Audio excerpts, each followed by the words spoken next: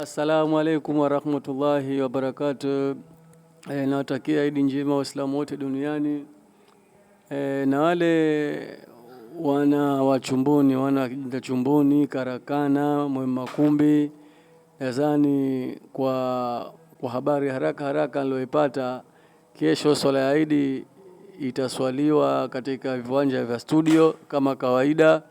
Kwa hiyo wanatakiwa Waislamu wafike mapema ili wafanye nyiradi za takbira zile. Kwa hiyo tunawataarifu waje mapema, wasaidie utandikaji, maana ule ni uwanja ni wa kwetu na wafanyakazi ni sisi watu wa Chumbuni. Kwa hiyo tujitahidi mapema ili tufanye kazi kwa haraka na tupate kuswali swala ya Idi kwa nyakati. Lakini pia napenda kwa taarifu kwamba itakuwa hapo live au haitakuwa live, lakini baada ya kumaliza kuswali itarushwa mtandaoni swala ya Idi moja kwa moja. Itarushwa baada ya kumaliza kurekodi, kwa sababu hatuna uwezo kurusha live, uwezo wetu ni mdogo sana. Kwa hiyo tutarekodi kwanza alafu baadaye tutarusha. Ila kama yupo mtu ambaye anaweza kujitolea kuizamini live huyo uwanja, fursa ipo. Bado hatujachelewa. Kwa wale watakaoweza kuizamini kurushwa live, fursa ipo.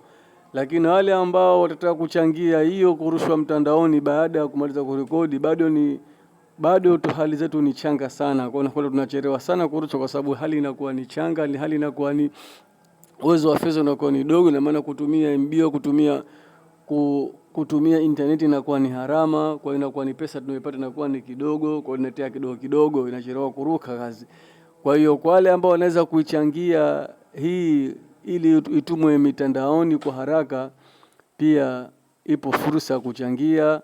Kama namba yangu inaonekana hapo, unaweza kutuma uwezo wako, hata ukianza shilingi 100, 200, 500, 1000, 2000, wewe uwezo wako 10,000, 20,000 ili kuchangia swala hiyo kurusha mtandaoni.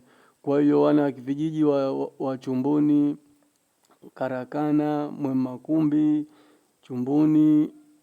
Chumbuni kwa Kichachacha huko studio huko kote huko, mwenye uwezo wa kuchangia basi anaruhusiwa kuchangia kwenye namba hiyo. Na tukijaliwa kesho tutapitisha kapu pale kwa ajili ya mchango. Kwa hiyo jihimu kuchangia. Mchango huo utasaidia hata ujenzi wetu wa msikiti ambao umestop kidogo, yani hauendi kwa haraka sana, unachelewa kumaliza.